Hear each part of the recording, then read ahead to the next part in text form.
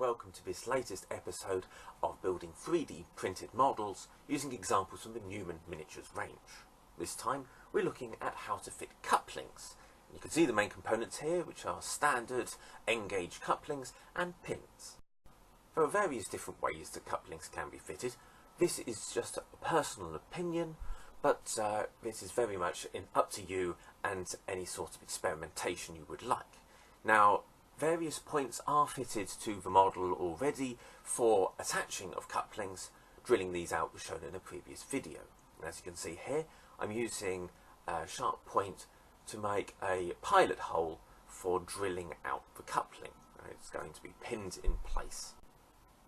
Once a hole has been drilled out, a small section of pin is slotted in. It does take a certain amount of dexterity. And then this unit is then dropped straight into place into the hole which you drilled earlier in the coupling mounting block. Now there's two ways of gluing it in place. You can glue it to be a completely solid mass, and sometimes this does work with short vehicles. However, sometimes it's also necessary to have the coupling free on the pin, simply so you can go round corners, go round curves better.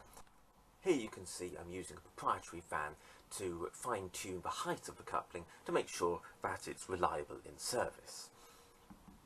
I hope that this video has been of interest, and I look forward to seeing you next time. See you then.